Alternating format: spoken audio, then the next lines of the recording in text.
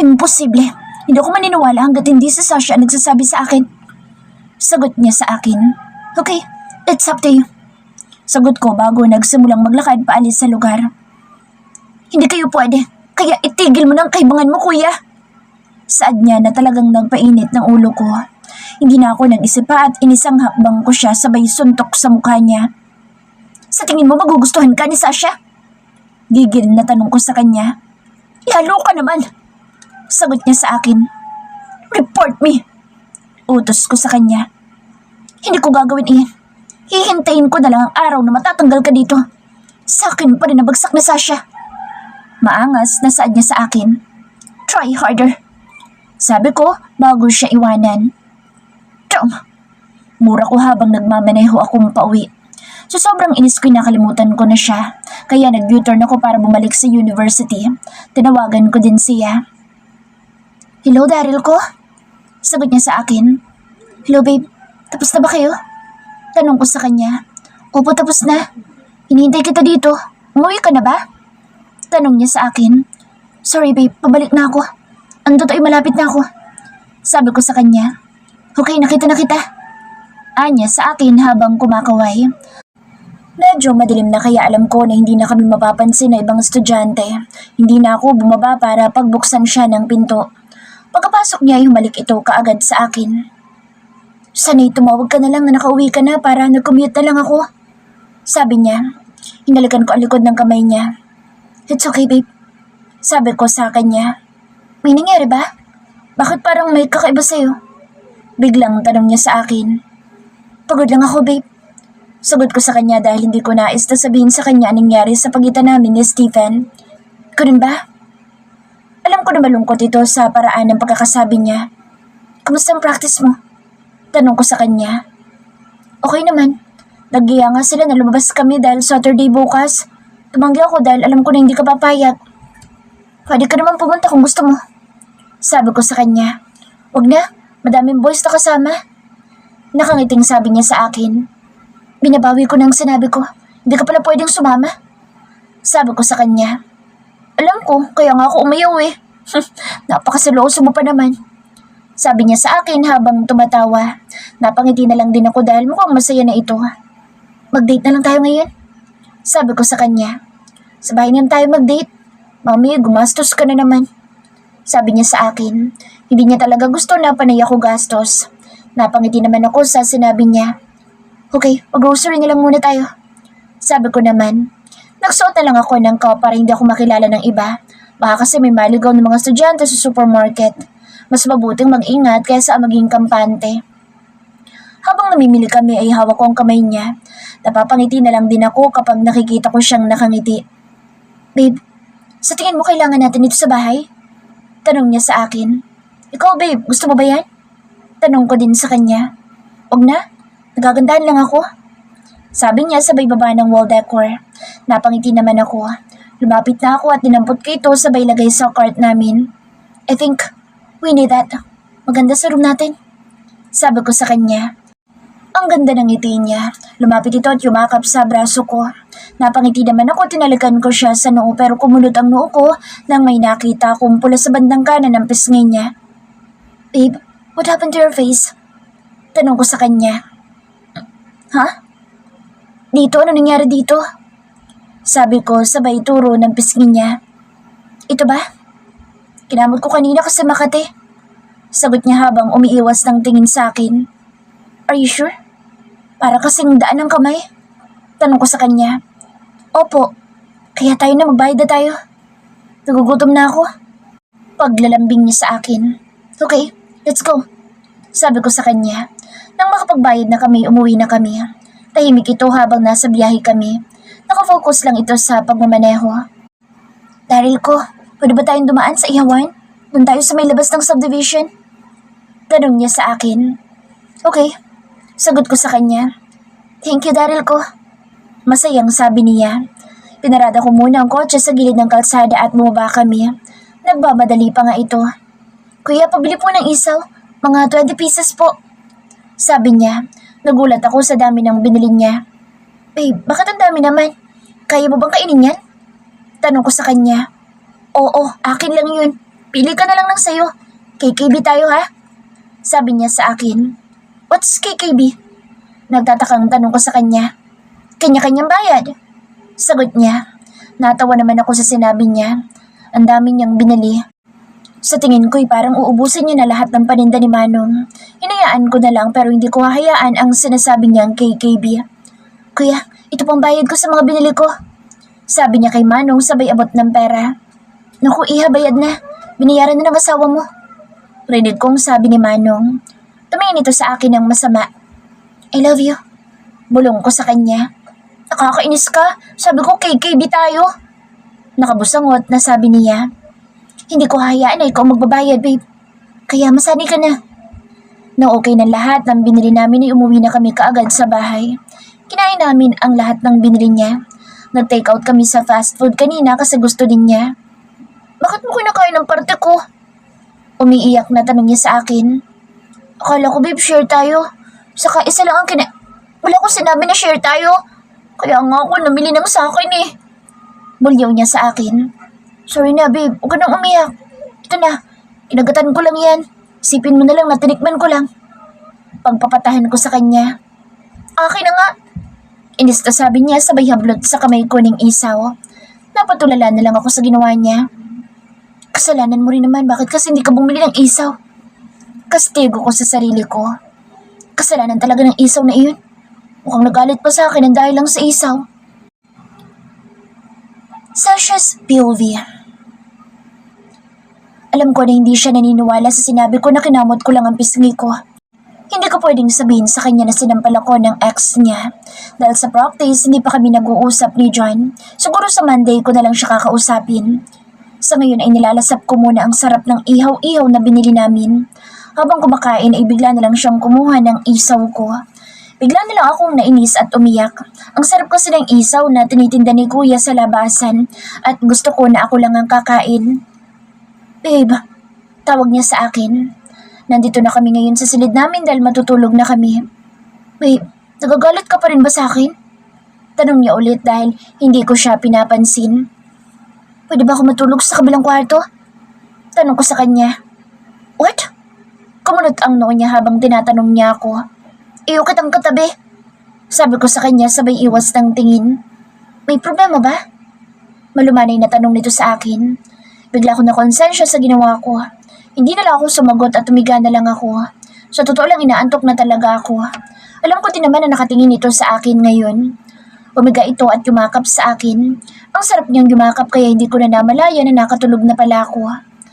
Araw ng Sabado ngayon kaya wala namang pasok at dahil inaantok pa ako ay natulog pa ulit ako.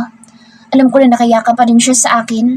Sumiksik ako sa dibdib niya at niyakap siya ng mahigpit. Tuwing walang pasok ay tanghali na talaga kami nagigising. Good morning, babe. Sabi niya sa akin sabay halik sa noo ko. Araw-araw niya iyong ginagawa. Minsan natatakot na akong magising na wala siya sa tabi ko. Good morning din sa'yo, Daryl ko. Nakangiting bati ko sa kanya na para bang hindi ako nagtampo kagabi. Ngumiti ito at hinalikan ako sa labi. Hindi ka na ba galit sa akin? Tanong niya sa akin. Di naman ako galit, nagtatampo lang. Sagot ko sa kanya. Siniil niya ako ng maalab na halik. Nang maghiwalay ang mga labi namin ay ngumiti kami sa isa't isa. Bumangon na ako dahil naalala kong labada day pala namin. Ang naging routine namin ay siya lagi ang nagluluto ng pagkain namin. Ako naman ang naglilinis pero madalas ay siya din. Kasama ko siya tuwing naglalaba ako. Nagiging magaan ang lahat ng trabaho ko. Hindi ko rin masasabi na nagtatrabaho ako dahil magkatabi kaming natutulog. Mas maganda sigurong itawag sa akin ay housewife. Minsan natatawa ako sa mga naiisip ko. Babe, uwi muna tayo sa mansyon mamaya. Nangungulit kasi si mommy na may dinner kami. Sabi niya sa akin. Babe, pwede ba na dito na lang ako? Tanong ko sa kanya. No babe, sasama ka sa akin. Okay, basta behave ka lang doon ha. Paalala ko sa kanya. Yes ma'am. Sagot niya, sabay saludo pa. Napangiti naman ako. Pagkatapos namin maglaba ay natulog muna ulit ako. Hindi ko alam kung ano ginagawa niya kasi nandoon siya sa office niya. Wala naman kami mga activities sa school dahil katatapos lang ng exam. Bandang 6 ay nagising na ako.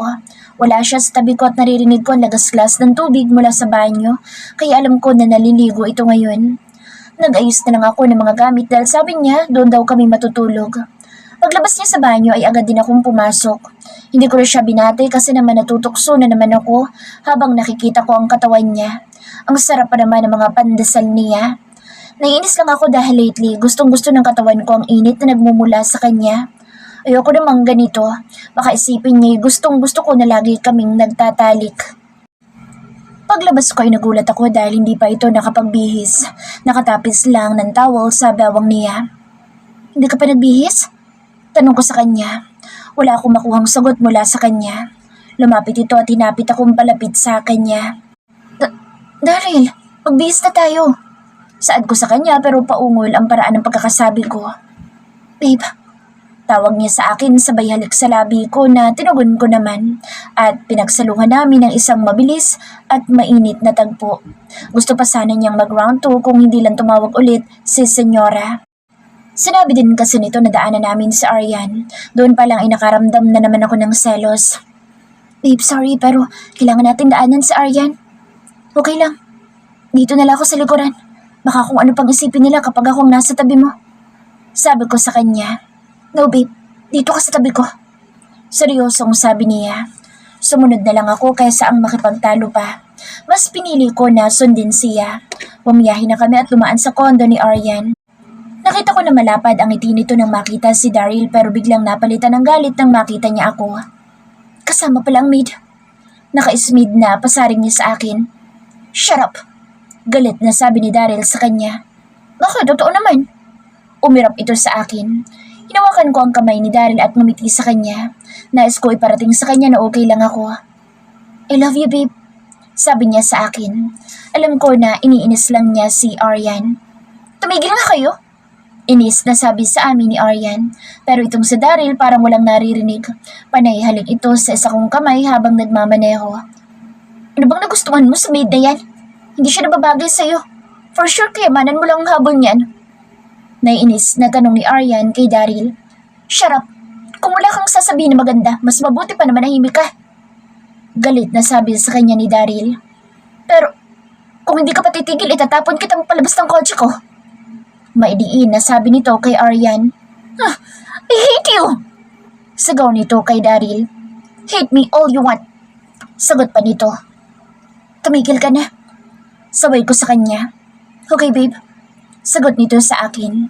Naging tahimik ang biyahe namin. Ako naman ay parang inaantok na naman. Umidlip muna ako. Babe, wake up. We're here. Bulong niya sa akin. Gumising naman ako at inayos ko ang sarili ko bago bumaba. Isang mainit na halik ang ibinigay niya sa akin. Ang buong akala ko ay simpleng dinner lang nila pero party pala ang magaganap. Babe, tutulong muna ako sa kanila. Bulong ko sa kanya. You don't need to do that. Sabi niya sa akin. Nakalimutan mo yata na maid ako, hindi guest. Nakangiting sabi ko sa kanya. But you're my... Please, behave ka po muna. Sabi ko sa kanya. Iho, namiss kita anak. Salubong sa kanya ni Senyora sa bayakap dito. I miss you too, mom. Sagot naman ni Manong. Sasha, ikaw na ba yan? Ang ganda mo sa new hairstyle mo. Natutuwang sabi ni Senyora. Magandang gabi po, Senyora. Bati ko sa kanya. Ano ka ba? Tawagin mo akong mom. Bulong niya sa akin. Nagulat naman ako sa sinabi niya. Tumingin ako kay Daryl na nagkibit balikat lang sa akin habang nakangiti. Alam niyo po? Tanong ko dito. Of course, iya. Walang secret sa akin. Mama's boy yan. Nakangiting sabi niya. Sorry po. Sabi ko dito. Bakit ka ba nagsasorry? Tara na, pumasok na tayo. Huwag ka na tumulong doon. Maupo ka sa tabi ni Daryl. Sabi nito sa akin. Huwag na po. Nakakahiya po. Sabi ko sa kanya. Pero, mamahiyaan mo na lang siya. Baka hindi siya magiging komportable kapag sa atin siya umupo.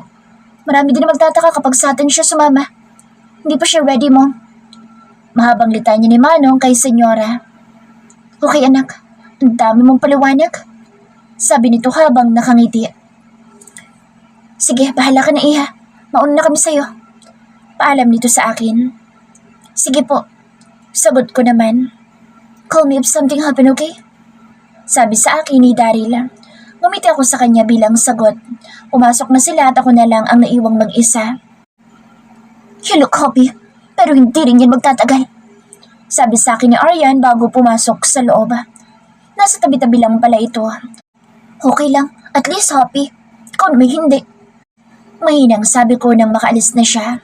Siguro kailangan ko nang sanayin ang sarili ko tuwing nasa paligid si Aryan. Pumunta ako sa kusina para tumulong sa kanila. Ayoko na walang ginagawa. Nay Vida, kumusta na po kayo? Tawag ko dito habang papasok ako sa kusina. Sasha, ikaw na ba yan? Tanong nito sa akin. Opo, ako po ito. Ang pinakamagandang manang. Pabirong sabi ko kay nanay. Ang ganda-ganda mo na. Bagay sa yung buhok mo. Higit sa lahat ang blooming mo. Iba yata mag-alaga sa senyorito. Pabulong lang ang huli niyang sinabi. Alam niyo din po? Tanong ko dito. Siyempre. Proud na sabi nito sa akin. Sagana po kasi sa dilig yung mga bulaklak sa amin. Nakaka-blooming po. Sabi ko dito. Talaga ba? Sige, ako na magdidilig ng mga halaman sa hardin para magbukang bata pa ako. Sabi naman ni Nay Vida. Napatampal ako sa noo ko. Akala ko na may naintindihan niya ako. Ngumiti na lang ako sa kanya. Ano pong pwede kong maitulong sa inyo? Tanong ko dito dahil mas gusto ko kasi na may ginagawa ako. Huwag na anak, kaya na namin ito. Sinabihin ako ni senyora na huwag kang hayaan na tumulong. Saad sa akin ni Nay Vida. Po, hayaan niyo na po akong tumulong, Nay. Pamimilit ko dito. Baka sa akin naman magalit si Dari. Sabi nito sa akin. Hindi po yan, ako pong bahala sa kanya. Bulong ko kay nanay. Ikaw talaga? Bahala ka. Gawin mong gusto mo. Nakangiting sabi ni Nanay Vida sa akin. Ngumiti naman ako sa kanya. Kinuha ko ang mga tray ng pagkain na tumulong akong ilagay sa mesa. Tumingin sa akin si Daryl ko pero ngumiti lang ako. Alam ko na ayaw niyang tumulong ako pero mas ayaw ko na walang ginagawa. Pagkatapos kong tumulong ay umupo lang ako sa may tabi. Medyo malayo sa kanya. Iba talaga kapag mayayaman. Kaya naisip ko na hindi ako nababagay sa kanila. Pero anong gagawin ko?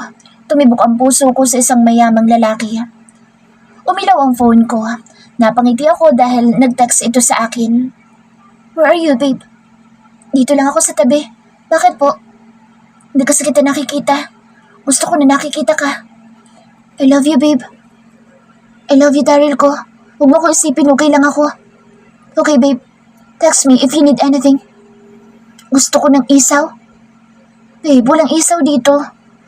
Alam ko po. Bukas na lang tayo bibili. Hindi na ako sumagot sa text niya. Nagsimula na rin kasi ang party. Ayoko naman siyang istorbohin pa. Lumabas ako sa mansyon at naglakad-lakad. Hindi ko na malaya na nakalabas na ako sa subdivision. Sobrang natuwa ako kasi may nagtitinda ng ihaw-ihaw sa labasan. Bumili ka agad ako. Umupo muna ako sa gilid habang hinihintay kong order ko. Kuya, pakitasta po ng order ko. Salamat po. Paalala ko kay kuya. Nang okay na mga binili ko ay bumalik ako sa kinaupan ko. Doon ko na kinain ang mga binili ko. Iha, hindi ka pa uuwi? Malalim na ang gabi. Tanong sa akin ni kuya. Anong oras na po kuya? Tanong ko dito. 11:00 na. Sagot niya sa akin. Po? Patay ako nito. 11:00 na at hindi ko na malaya ng oras. Mabilis kong kinuha ang phone ko. Nawindang ako sa dami ng mga missed calls ni Daryl at mga text messages. Umabot lang naman ng 300 missed calls at 100 na text. Napatampal ako sa noo ko sa katangahan na ginawa ko. Natatakot akong buksan ang mensahe niya. Alam ko na hinahanap niya ako. Binalik ko sa slim bag ko ang phone ko. Uwi na po ako kuya. Paalam ko sa kanya. Sige iha, mag-iingat ka. Sabi niya sa akin. Kayo din po. Sabi ko kay Manong na nagtitinda. Nagsimula na akong maglakad papasok ng subdivision. Malapit na ako sa mansyon pero sobrang kinakabahan ako. Nangihina ang mga tuhod ko habang papalapit ng papalapit ako sa may gate. Nagulat ako nang bigla na lang na may yumakap sa akin. Saan ka galing? Alam mo bang nababaliw na akong kakahanap sa'yo? Bulong niya sa akin. Hindi ako nakagalaw kaagad sa kinatatayuan ko. Pausan siya at hinihingal. Sorry po. Mahinang sabi ko. Saan ka ba galing? Akala ko may nangyari na sa'yo. Hindi ka rin sumasagot sa mga tawag ko. Kalmado pa rin na tanong sa akin ni Manong. Humarap ako sa kanya. Napalunok pa ako habang nagtama ang mga mata namin. Sorry kung pinag-alala kita. Kasi lumabas ako at hindi ko na malaya ng oras. Gusto ko kasing kumain ng isaw. Nahihiyang sabi ko sa kanya. Napayuko pa ako para hindi niya makita mukha ko. Bigla na lang kasi ako napaiyak. Sorry talaga, babe. Umiiyak na sabi ko. Shh, it's fine. Sana'y sinabihan mo ako para sinamahan kita. Sabi niya sa akin. Hindi ka galit? Tanong ko sa kanya. Ngumiti ito sa akin. Hindi, babe. Pasok na tayo sa loob. Magpapalit na ako ng damit ko. Basa na ako ng pawis. Sabi niya sa akin. Okay lang ba na kasama mo kung pagpasok natin? Baka may makakita sa atin. Nag-aalalang tanong ko sa kanya. Don't mind them. Wala akong pakaalam sa kanila. Sagot niya sa akin, sabay hila sa kamay ko. Pumasok kami sa mansyon at nakasalubong namin sa Aryan. Masama kaagad ang tingin niya sa akin. Nakita mo na palang maid mo. Sabi niya, shut up. Mind your own business. Galit na sabi sa kanya ni Daryl. Let's go, babe. Yaya sa akin ni Manong. Umakyat kami sa kwarto niya. Namiss ko maglinis dito. Umupo muna ako sa couch niya. Stay here, maliligo lang ako. Sabi niya sa akin. Ngumiti ako sa kanya. Habang nakaupo ako, may narinig ako na kumakatok sa pintuan. Tumayo ako para silipin kung sino. Umungad sa akin si Aryan. Diretsong pumasok ito sa kwarto ni Daryl at binangga pa ako. Where's Daryl? Mataray na tanong niya sa akin. Sa banyo. Maiksing sagot ko sa kanya. Hindi ka ba talaga titigil sa ambisyon mo? Para sabihin ko sa'yo, bata pa lang kami, pinagkasundo na kami ng mga magulang namin. Kaya pwede ba umalis ka na sa buhay namin? Masasaktan ka lang. Sabi niya sa akin. Alam ko, sinabi sa akin ni Daryl. Sabi ko sa kanya. Nakita ko na nagulat ito sa sinabi ko. Really? Nautal na tanong niya sa akin. Ngumiti ako sa kanya. Lumapit na naman ito at sinampal ako ng malakas. Para magising ka sa What do you think you're doing? Galit na sigaw ni Daryl. Lumapit ito sa akin at niyakap ako. Leave! Bago pa ako makalimot, lumabas ka na! Leave now! Sigaw sa kanya ni Daryl. Kinakampihan mo ba talaga ang maid na yan? Ako ang pakakasalan mo! Umiiyak na sabi nito kay Daryl. Kahit kailan walang kasal na magaganap. Seryoso at galit na sabi sa kanya ni Daryl. Magsisisi ka sa pagpili mo sa maid na yan. Sisiguraduhin ko na ikakasal ka sa akin. Do whatever you want. At pag nalaman ko na may ginawa ka kay Sasha, hindi kita mapapatawad. Sabi sa kanya ni Daryl. Hindi mo ako matatakot. Tingnan natin kung ano mangyayari sa kanya sa university. Matapang na sabi niya kay Daryl. I'm warning you. Huwag mong pakikialaman sa Sasha. Now leave! Labas! Sigaw niya kay Aryan. Tumingin muna si Aryan sa akin ng masama at nakita ko ang pagtaas ng isang sulok ng labi niya. Lumabas ito at padabog niyang isanara ang pinto. I'm sorry, babe. I love you. Are you okay? Tanong niya sa akin. Okay lang ako. Maliligo muna ako. Amoy usok ako eh. Sabi ko sa kanya. Alam ko na nag-aalala ito sa akin pero mabilis akong pumasok sa banyo. Doon ako umiyak ng umiyak. Di ba gusto mo to? Kaya kayanin mo. Kausap ko sa sarili ko sa salamin. Hindi ko pwede ipakita sa kanya na nasasaktan ako dahil lalo lang siya mag-aalala sa akin. Minahal ko siya at ito na ang simula ng lahat. Paglabas ko'y nakita ko ang pag-aalala sa mukha niya.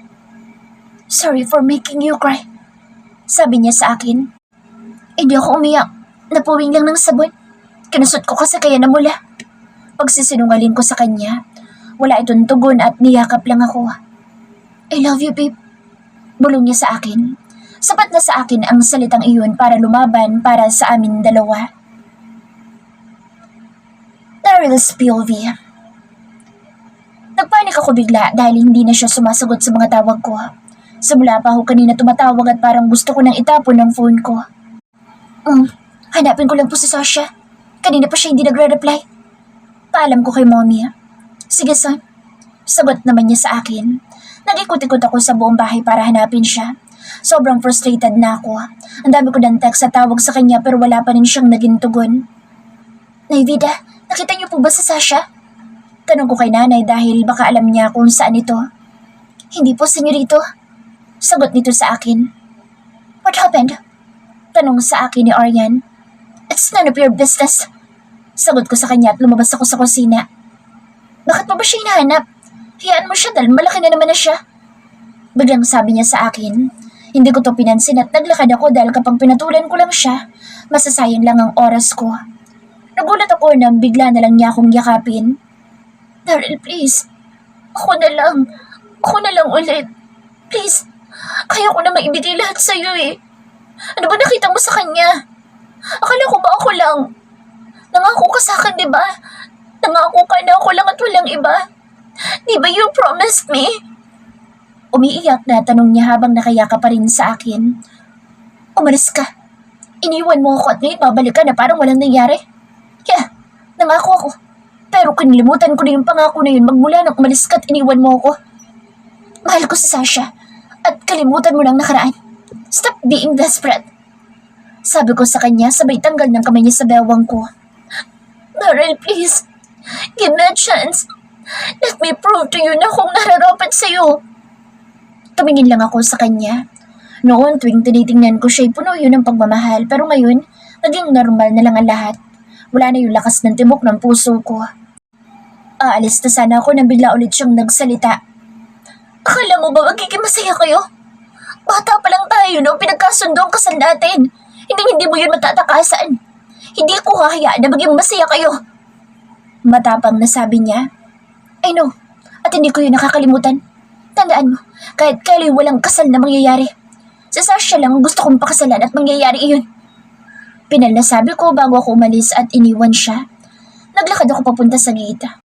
Paglabas ko sa gate ay nakita ko siyang nakatayo sa labas habang nakatalikod.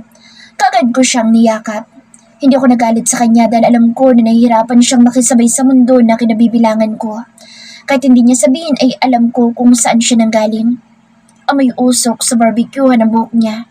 Gustong-gusto niya talaga siguro ang isaw kaya lumabas siyang mag-isa. Next time, babe, kapag lalabas ka sabihin mo sa akin na para masamahan kita. Sabi ko sa kanya habang paakyat kami sa hagdan. Opo. Sorry po ulit, Daryl ko. Malambing na sagot niya sa akin. Doon siya matutulog sa kwarto ko. Masaya ako natanggap siya ni Mommy. Ang inaalala ko na lang ngayon ay si Daddy. Alam ko na mahalaga kay Daddy ang kasunduan niya sa pamilya ni Arian, pero mas mahalaga ang nararamdaman ko ngayon. Pagpasok namin ay agad akong pumasok sa banyo para maligo. Pawis na pawis ako sa kakahanap sa kanya sa buong bahay. Malakang mansyon kaya napagod din ako sa pag-iikot. Hindi naman ako nagtagal at lumabas din akong kaagad. Paglabas ko ay agad na bumangon ang lahat ng galit ko nang makita ko sinampal ni Arian si Sasha. Pero pinili ko pa rin napigilan ang sarili ko na patulan siya. Napasigaw na ako sa galit sa ginawa niya pero mukhang palaban na ito ngayon. Akala siguro niya'y masisindak niya ako. Pinanood ko na lang na pumasok sa loob ng banyo si Sasha. Shit, hindi ko maiwasang magalit sa sarili ko. Alam ko na nasasaktan siya dahil sa akin. Kung pwede lang na hindi niya maranasan ito. Hindi ako papayag na may gawin kayong hindi maganda sa kanya. Ako mismo makakalaban niyo. Hindi ko mapigil ang bulala habang nakakuyom ang mga kamao ko. Paglabas niya sa banyo, nakita ko na namumula ang mga mata niya. Alam ko na umiyak siya pero mas pinili niyang hindi magsabi sa akin ng totoo. Babe, I'm sorry. Bulong ko sa kanya. Wala kang kasalanan, Daryl ko. Bakit kasang gwapo mo? Madami tuloy may gusto sa'yo. Nakalabing sabi niya. Ang cute niya, kaya hindi ko napigilan ang sarili ko na halikan siya. I love you, babe. Ano ko sa kanya. I love you too, Daryl ko. Sabi niya sa akin. Patulog na tayo, inaantok na ako. Dagdag niya pang sabi. Babe, pwede bang umisa? Hindi pa kasi natin nasusubukan dito eh. Ingus ko sa kanya. Huwag na. Bulyaw niyang bigla sa akin. Ha? Bakit, babe? Nagtatakang tanong ko. Nagulat pa ako dahil naninigaw na naman siya. Anong bakit? Kala mo nakalimutan ko na? Gumagawa kayo ng kababalagan ni Maxima dito. Galit na sabi niya. Babe, matagal na yun. At iba rin yung bedsheet. Sa kondo naman dati. Dati na rin na may ginawa kami doon pero pumayag ka naman. Sabi ko sa kanya pero mali yata ang sinabi ko dahil lalong namula mukha niya. Hindi sa hiya kundi galit na siya. Alam mo, doon na lang ako matutulog sa kwarto ko sa baba. Sabi niya sa akin. Natarantarman ako dahil tumayo ito. Mabilis ko siyang niyapos. Babe naman, kalimutan na natin ang nakaraan. Matagal na yun. Ikaw lang mahal ko at kontento na ako sa'yo. Saad ko sa kanya. Babe, tawag ko sa kanya dahil hindi ito kumikibo. Babe, sorry na. Sabi ko sa kanya dahil hindi pa rin talaga ito umiimik. Nakakainis ka kasi. Napakababaero mo. Sabi niya sabay hampas sa kamay ko na nasa bewang niya. Mahal na mahal kita, Manang. Bulong ko sa tenga niya. Hindi na kita love. Pasupladang sabi niya. Babe naman. Sige na, matulog na tayo. Nagkunwari akong nagtatampo. Matulog na tayo at magbihib ka. Sabi niya sa akin. Opo. Sagot ko sa kanya. Bigla ko siyang binuhat kaya nagulat ito. Iniga ko siya sa kama at lumagan ako sa kanya. Tinitigan ko siya sa mga mata. Napakaganda niya talaga. Maganda siya noon pero mas lalo siyang gumanda ngayon. Kahit na ano mangyari, sari manatili ka sa tabi ko, babe. Puno ng sensibilidad na sabi ko sa kanya. Mahirap ang daan na tatahakin natin pero sana magtiwala ka sa akin. Mahal na mahal kita. Sasha Vista Robles. Di ba bagay sa'yo ang apelido ko? Gusto mo bang palitan na natin? Mahal na mahal din kita. Hanggat sinasabi mo sa akin na manatili ako sa tabi mo, mananatili ako, babe. Sagot niya sa akin. Nagkatitigan kami. Hinalikan ko siya sa noo, pababa sa ilong niya hanggang sa darating ko ang labi niya. Hinalikan ko siya ng buong puso. Nais ko iparamdam sa kanya ang pagmamahal ko, na siya lang at wala ng iba. Napangiti ako dahil tinugon din niya ito. Tumigil na ako bago pa ako mawala sa sarili. Matulog na tayo, babe. Sabi ko sa kanya at umalis sa pagkakadagan. Humiga ako sa tabi niya. Babe, nag-aalala ako. Paano kung may gawin na hindi maganda si Aryan? Biglang sabi niya. Hindi ko hayaang mangyari iyon. Iwasan mo mag-isip na hindi maganda. Palagi ako nasa tabi mo. Sagot ko sa kanya. Pero paano kasal niyo? Tanong niya sa akin. Walang kasal na magaganap. Kahit hindi kita nakilala, walang kasal na magaganap. Sagot ko sa kanya. Okay, sabi mo yan ha? Sabi niya habang tumatawa. Napapansin ko lately pa iba-iba ang mood niya. Pero madalas bugnutin siya. Niyakap ko na lang siya at para matulog na kami. Habang yakap ko siya, pinag-iisipan ko kung rarantahan ko ang ihawa ni kuya. Baka kasi magulat na naman ako, umalis na naman ito para bumili lang ng isaw. Sa sobrang pag-isip ko, ay hindi ko na malaya na nakatulog na ako.